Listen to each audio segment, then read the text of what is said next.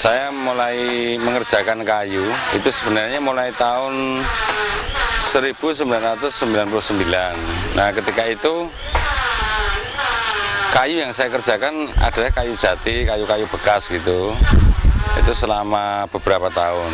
Kemudian dalam perkembangannya, karena semakin sulit mencari kayu juga, ketika saya berburu kayu itu di sana biasanya saya justru menemukan kayu-kayu yang di luar kayu jati.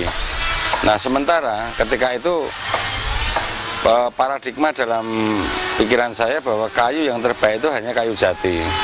Sehingga dalam perspektif pikiran saya, kayu di luar kayu jati itu saya anggap jelek dan cenderung saya abaikan. Nah, kemudian suatu saat saya berpikir, apakah masuk akal kalau kita di tanah Jawa ini ada 40.000 jenis kayu, kemudian yang baik hanya kayu jati. Nah, ini menurut saya tidak masuk akal. Akhirnya saya mencoba untuk mencari tahu, juga membuat penelitian tentang kayu-kayu di luar kayu jati. Nah, kemudian hasil dari penelitian itu sangat mengagetkan saya. Salah satu contoh, di sekitar Gunung Merapi, di daerah Tomang, Cepogo, itu di sana banyak sekali rumah-rumah etnik tradisional yang bentuknya bisa limasan atau joglo, yang semua kayunya dari kayu sengon. Dan beberapa di antara rumah tersebut itu sudah ada yang bertahan sampai 3 generasi, 4 generasi, dan sebagainya. Kalau satu generasi itu saya anggap 25 tahun, berarti 4 generasi itu artinya 100 tahun. Nah, kemudian penelitian itu saya lanjutkan. Akhirnya saya mengetahui bahwa di sekitar tempat itu, di daerah di kaki Merapi, itu ternyata memang di sana banyak sekali pohon sengon. Artinya kemudian saya menarik kesimpulan bahwa sebenarnya alam ini sudah menyediakan segala sesuatunya dengan sangat luar biasa, dengan sangat cerdas. Jadi bagaimana alam itu memberikan sesuatu pada lingkungan, dan bagaimana lingkungan itu juga mempengaruhi alam. Kemudian kalau saya misalnya membangun rumah, kemudian sebagai seorang orang yang tinggal di Cepogo, kalau misalnya saya membangun rumah dan saya harus bingung-bingung untuk mencari kayu ke Kalimantan, ini menjadi sesuatu yang kemudian mempersulit saya sendiri. Itu artinya bahwa saya gagal menghargai kayu-kayu yang telah dipersiapkan oleh alam untuk kebutuhan saya sebagai orang yang tinggal di atas gunung. Kemudian yang kedua, di sekitar pantai itu banyak sekali tanaman kelapa. Tanaman kelapa ternyata sangat bagus untuk produk atau untuk pemakaian rumah-rumah di sekitar pantai itu. Jadi yang ada di sana, apapun itu sudah dipersiapkan dengan sangat baik oleh alam. Bahwa setiap kayu, dimanapun dia berada, itu karena satu alasan tertentu. Yang kedua, karena kebutuhan alam itu sendiri. Yang ketiga, bahwa kayu itu dengan kapasitasnya yang berbeda-beda, itu mampu memberikan sesuatu yang berbeda-beda juga untuk manusia. Termasuk dari sisi keindahan, bahwa setiap kayu itu memiliki keindahan yang berbeda-beda, memiliki kelebihan yang berbeda-beda.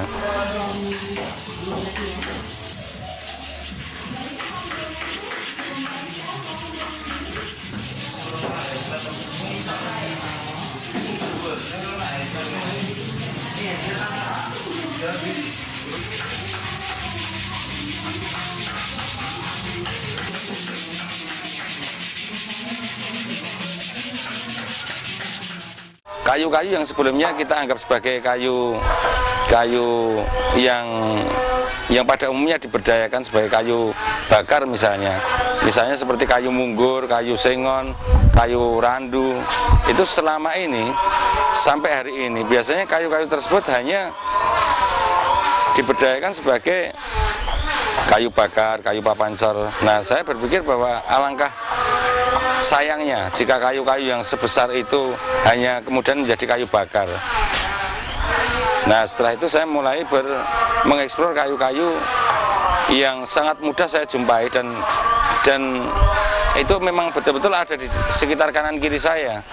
Jadi kemudian justru saya tidak perlu harus hunting kayu sampai ke Blora, ke Bojonegoro untuk mencari kayu jati.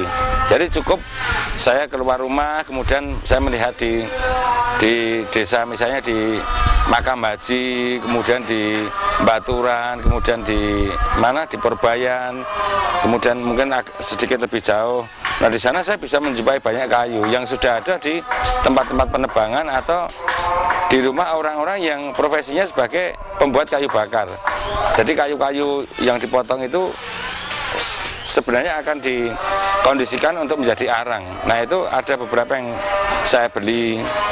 Jadi ketika memberi itu memang harganya sangat murah karena mereka menghargai kayu-kayu tersebut sebagai kayu bahan bakar.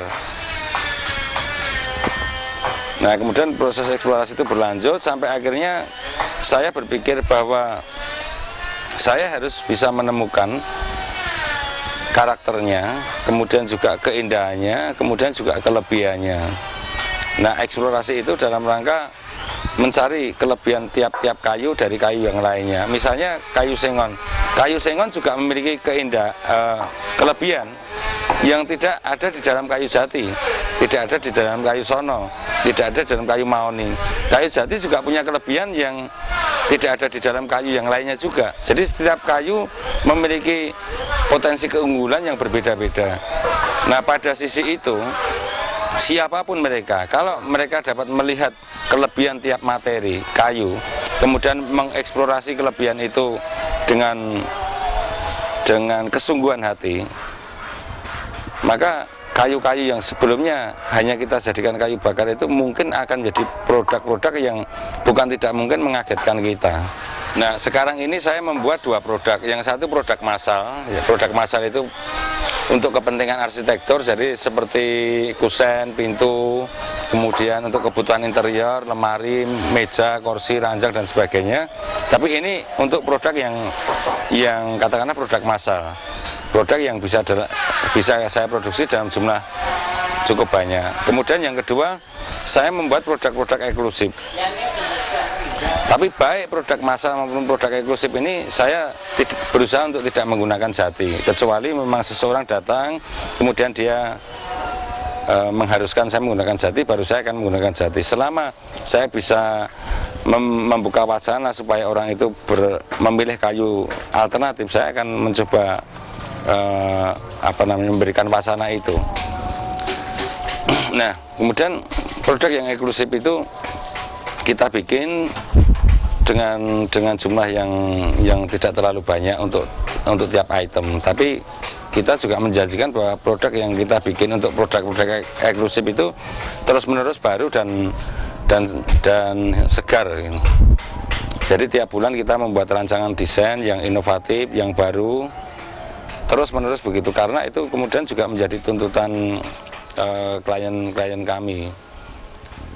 Sedangkan untuk orientasi pasar